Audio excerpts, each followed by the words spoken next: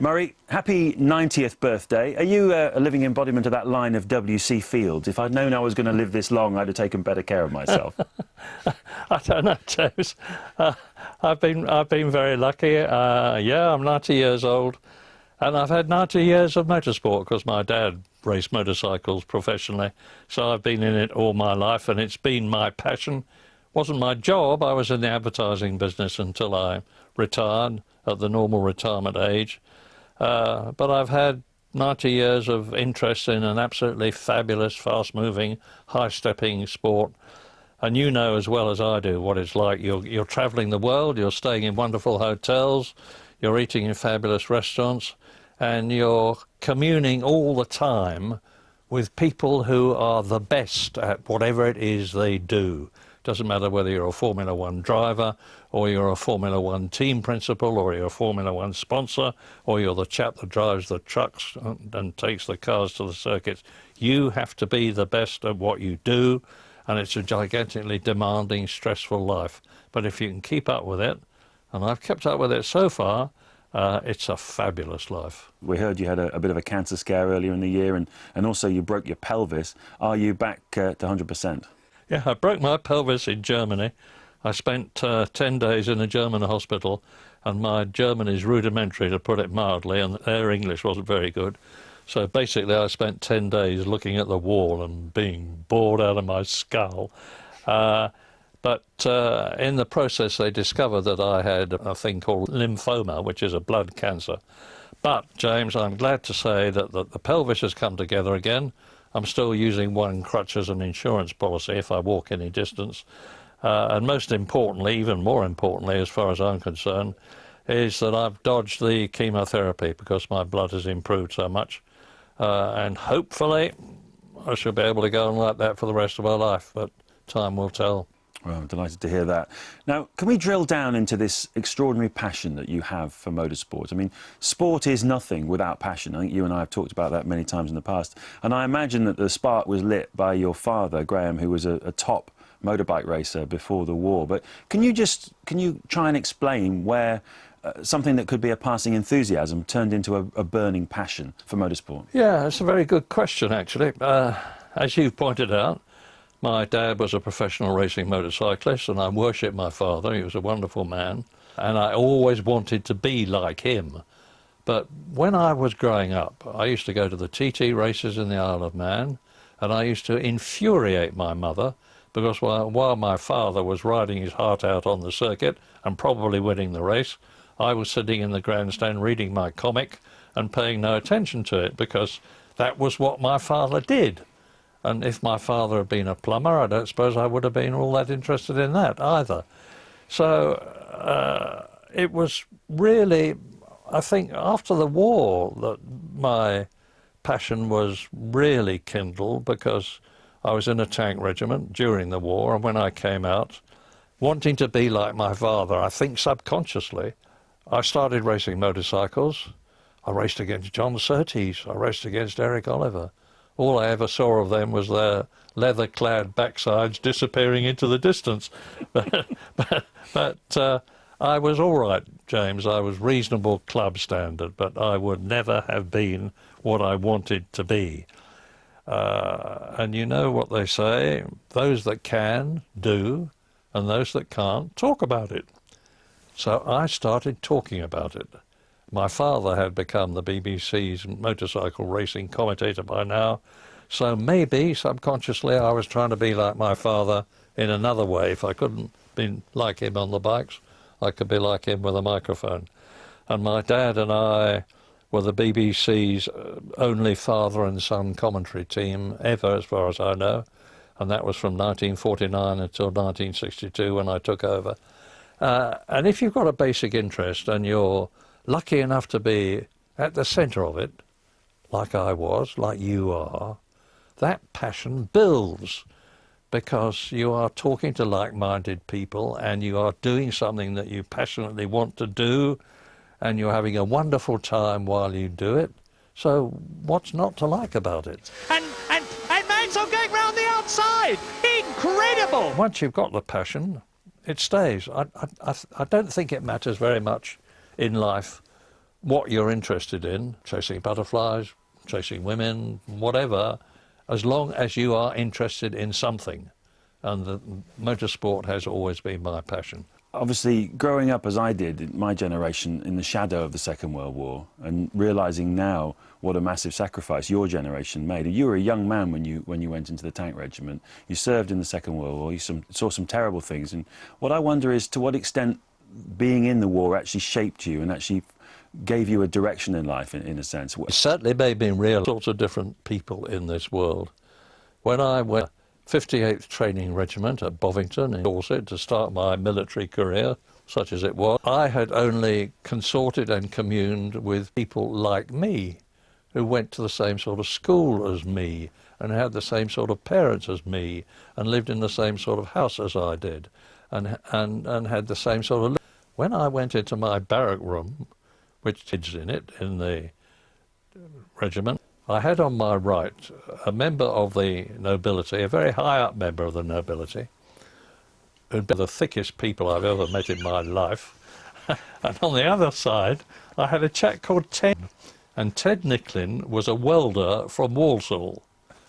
So you got the three social categories, blue collar, middle class and upper class, in three adjoining beds. I would never have met in normal circumstances either him or him, and I met a lot more like him. Maybe that's to explain this, your enormous popularity, the fact that you do speak to everybody, whatever background they come from, whatever they can do. And I wonder, when you started getting into commentary then, after the war, to what extent did you feel you were on a process of refining that, or to what extent was it... I mean, Clive James once said you talk like a man with his trousers on fire. I always sense that when you get a microphone in your hand, you're obviously, it's all energy and it's all passion, but behind all of that, there is a process and there is a refinement that went on. I was always intent on trying to put across what I was looking at, and you know as well as I do that when you're in the commentary box, you've got one monitor in front of you, which is giving you the picture that the viewer at home is seeing. They think you've got about 20 screens and you can choose which one that they look at. You know, as I do, that it's a producer that decides that. I always felt that my job was not just to inform. Anybody can do that.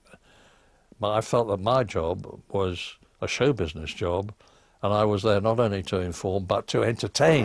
Alain Prost has taken the advantage. Senna is trying to go through on the inside, and it's happened immediately. This is amazing. Most of the people who were watching me and were subsequently watching you and are now listening to you are not actually interested in the sport. They're not passionate about it like you and I are. You've got to catch them as they're passing and say, get them by the throat and say, this is my sport, I'm passionate about it, I love it, and I want you to like it too. And you do that by enthusing them. And you enthuse them by being enthusiastic yourself. But being enthusiastic is not something that you can put on. It's something that's inside you. Let's talk about some very special moments, because essentially you provided the soundtrack to some great sporting moments. And as a broadcaster, that's basically what it's all about, isn't it? I mean, let me think of some moments. Nigel Mansell, 1986, going for the World Championship, his tyre blows in Adelaide. That race in Adelaide was a shoo-in for Nigel Mansell to become world champion. Unless I'm very much mistaken, all he had to do was finish third or higher. But I was doing a job for Channel 9 in the morning, and I said, Alain Prost is going to win this race and therefore become world champion. Now, I didn't do that because I felt in my bones. I did it because anybody could say that Nigel Mansell was going to do it, because everybody was sure he was going to do it. I thought, I'll do something different. After the race, I was interviewing Prost, and he said, Murray, he said, you are fantastic. He said, this morning I was in the hotel, and I look at the TV, and you say I win the race, and I win the championship, and I said to myself, no way. You are incredible. Nigel was my mate. He's the chap I've got on best with in my Formula One life. And he's coming down the Jack Brabham straight at a zillion miles an hour. And wham, you get that incredible memorable shot where his rear tyre disintegrates. And look at that! Out that, and colossally, that's Mansell! Look at that, I say. And he actually stopped immediately below my commentary box, and I said, this could change the World Championship, this will change the World Championship. And it did change the World Championship because Prost won it. And then finally, after all those years of trying, and it must have been special for you because you'd provided the soundtrack to his whole career, Nigel finally won the world title with that race in Hungary, and he got up on the podium, and all those years of effort and emotion just poured out of him, didn't they? Yes, Nigel's a good old boy. I first met him when a chap called John Thornbury said you must meet a young charger I know called Nigel Mansell. This was at Silverstone, and he was driving in a Formula Ford race. And you say, I get on well with people. I always made it my business when I was a commentator to get to know not just the Formula One people, but the people who in those days were in Formula 2 and in Formula 3 and in Formula Ford. Because if you get to know them and talk to them and appreciate them when they're at the bottom, and you talk to them on the way up, they'll remember you when they get to the top. And I chatted with Nigel at Silverstone that day and got on very well with him. He wasn't the greatest driver in the world, but he had this tremendous determination and toughness of spirit. And he was a great, great driver for Britain and himself. When people ask me who's the greatest driver, I can only talk obviously about people I've seen, and without hesitation, I always say Senna, because there was something very, very special about him. You again provided the soundtrack to his entire Formula One career. Some amazing moments from Senna, not least that first lap at Donington in '93 in the rain. Do you remember that? Indeed I do. And Senna started fourth on the grid. When the race started, he was passed, and he was fifth into the first corner at Redgate. And then he passed Michael Schumacher, he passed Karl Wendlinger on the way down in the Craner curves. And then he passed Damon Hill, who was second at the time at McLean's corner. And then he passed Alain Prost when he got to the Melbourne Loop. And Senna goes through into the lead. The weather conditions were absolutely appalling, and he finished that first lap in the lead. And he subsequently went on, and because of his skill and his ability to drive on dry weather tyres in appalling conditions, he made far less pit stops than most of them, and as a result of that he won the race. And he also made the fastest lap by driving through the pit lane, which was a shorter way of doing it. So yeah, I remember that race very well indeed. Certainly one of the most memorable days of my life. Senna wasn't like the other drivers, was he? He was a very different character. Senna was a charismatic mystic. Senna was one of these people, it's a bit of a cliche, but when he walked into the room, you knew he was there, and all the heads turned in his direction. And he was good looking. I have never met anybody, with the possible exception of Michael Schumacher and now Sebastian Vettel, who devoted themselves to every aspect of their craft the way he did. Not just the driving, but the politics of it, making sure that the team was concentrating on him rather than his teammate, all that sort of thing. And sadly, whilst I commentated on Senna in his Formula Ford days, in 1981 he came over to Formula Ford. So it was my sad duty literally to commentate on his death, because that race at Imola, I had seen 3 other drivers in previous years crash in identical circumstances at that same Tamburello corner. I had seen Michele Alboreto crash there and get away with it unscathed. I had seen Nelson Piquet crash there and he just slightly hurt his foot. I had seen Gerhard Berger crash there, and not only crash there, but to be belted into the car unconscious whilst it was on fire. So when Senna crashed, my immediate reaction was, wow, that's a big one. But it very rapidly became obvious that it was a lot more than that because of the body language. They stopped the race. And you know, James, it's not difficult to talk when there's something going on. It's difficult to talk when there's something happening and you don't really know what it is. And I didn't know what the condition of Senna was. I knew that he was obviously hurt, but I didn't realise it was as bad as it was. And the Italian television was showing some pretty gory pictures that viewers in Britain would not like to have seen. But fortunately, for the first time ever, we had our only camera unit there, so we were able to cut away to that. And you have to walk the narrow line between, don't worry folks, I'm sure he's all right, I've seen 3 other drivers crash in the same circumstances and no problem. And on the other side, oh my gosh, this is terrible, I fear it's terminal. You don't say that sort of thing. And walking the narrow line between those two without really knowing what the circumstances were was undoubtedly the most difficult job I ever had to do in my commentary career. I'm very interested, you mentioned Sebastian Vettel in the same breath as Michael Schumacher and Ayrton Senna. I recently did the Singapore Grand Prix commentary on practice with Jackie Stewart, and while he was talking about Vettel, I got the clear impression that he saw quite a lot of himself in Vettel. The smoothness, the preparation, the thoroughness. It seems, as time goes on and he now closes in on his 4th consecutive World Championship, that Vettel is actually far better than a lot of people are giving him credit for. It's not just the car. There's something very special about this 26-year-old. Can you put your finger on what it is?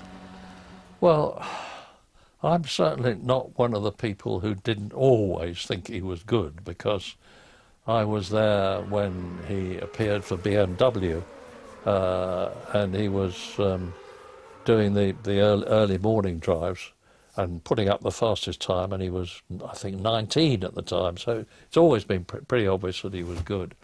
Can I put my finger on what it is? Well, it's obviously all the usual things like reflexes and eyesight and judgment of time, distance, speed, enormous determination, gigantic application, knowing everything that's happening. When the tyres changed from Bridgestone to Pirelli, Vettel was the only person, as far as I know, who went to Pirelli in Italy to meet them, to talk to them, to find out how they made the tyres, where they made the tyres, what sort of tyres they were, do they do this, do that. Now, nobody else thought of that. That was the sort of thing that Senna did. That was the sort of thing that I think maybe even to a lesser extent Schumacher did. They all came, the three of them come from the same mould, and they have the same characteristics. But Vettel has something that neither of the other two had, and that's a very well-developed sense of humour. Neither Schumacher nor Senna were a barrel of laughs. They were very hard-working, they were very serious, they were very intense. They're nice people, but you didn't fall about laughing. Not when they were at the circuit, anyway. Maybe they were like that when they were away from the circuit. But Vettel has got this fun element, and he's very, very pro-British, and my blood boils when I hear people booing him.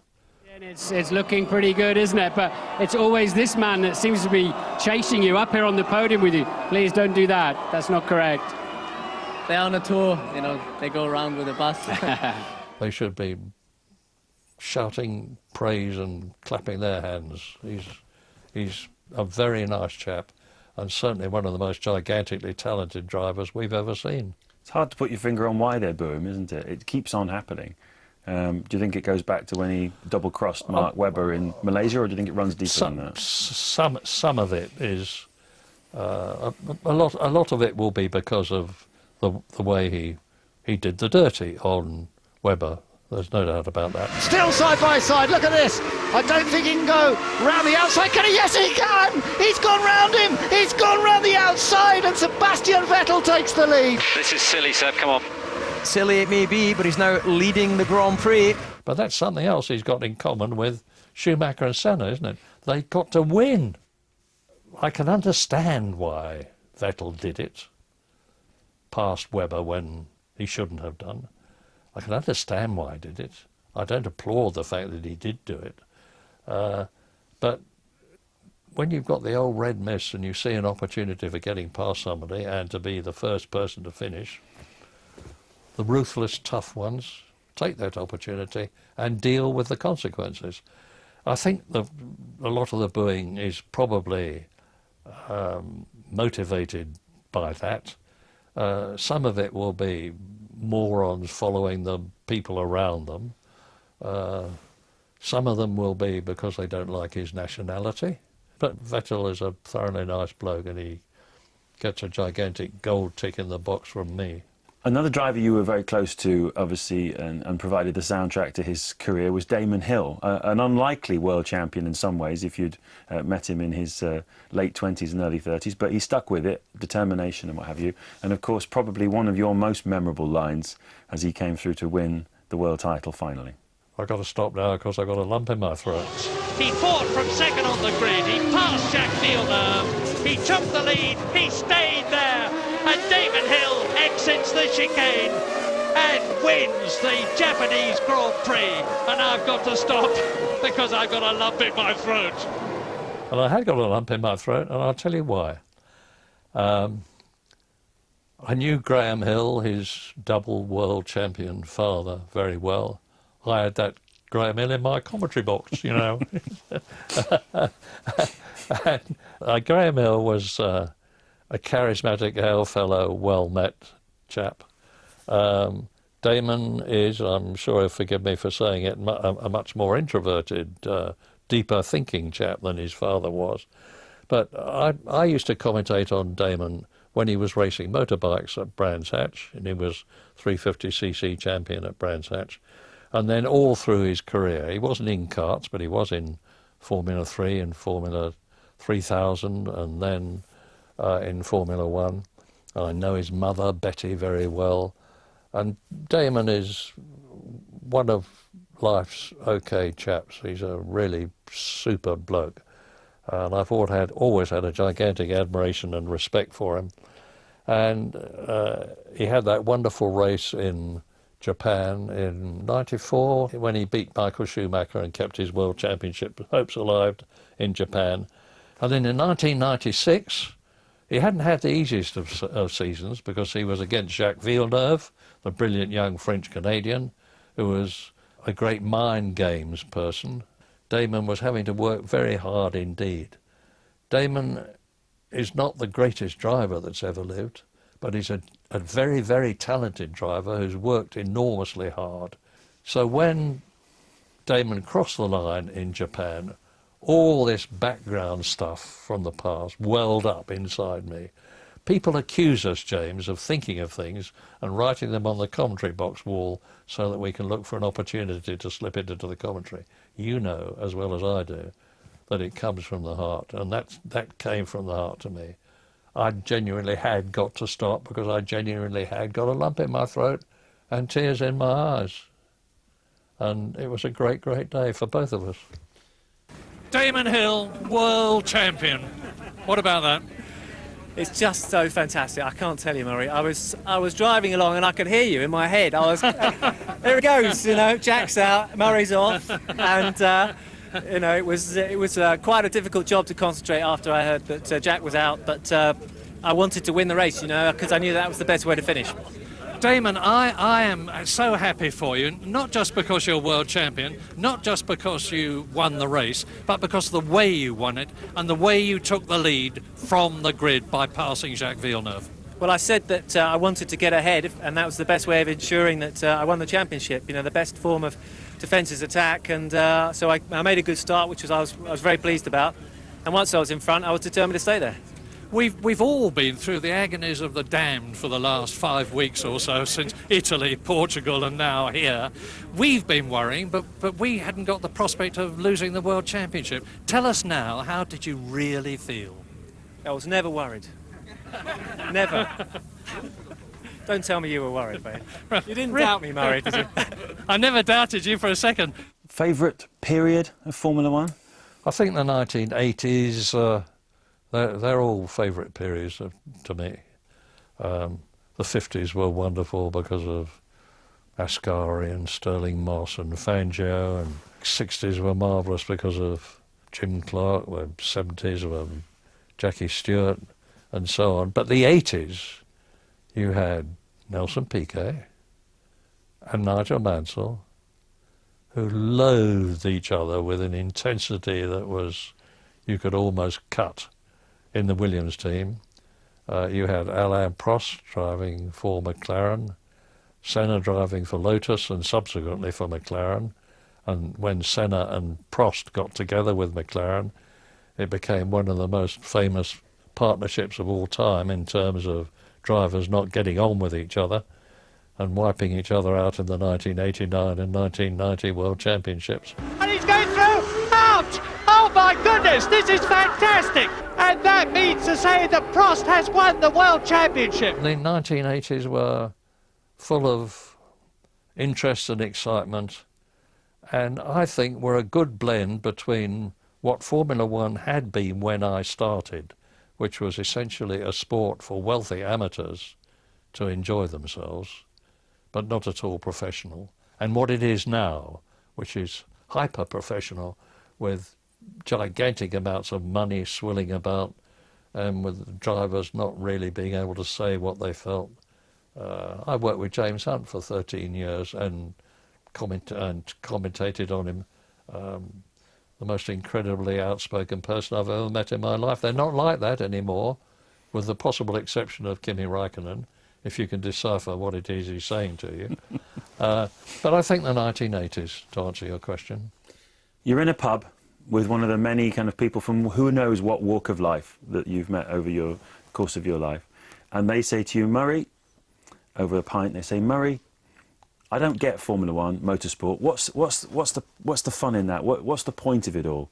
What turns me on about motorsport is the speed, the noise, yes, the danger. I don't deny that at all. I don't want to see people being killed, and sadly I've seen a few. But this danger thing adds a soup song to it all. And it's something you have to work at. Even I know what's happening in a football game. I know that this lot's trying to kick the ball that way and this lot's trying to kick the ball that way. In motorsport, what the commentary, what you do and what I did, matters more than any other sport, because you can't just sit and watch a Formula One race and know what's happening if someone isn't telling you about the tactics and when are they going to stop to take on new tyres, or this bloke's driving extremely well because he's got a wooden leg and people didn't realise that. You have to have an enormous amount of interpretation if you're watching Formula One and motorsport in general. And that's what I like about it. It's what an awful lot of people don't like about it, and I can well understand that. But there's different strokes for different folks. Murray, as always, it's a pleasure talking to you, and a very, very happy 90th birthday. Thank you, James.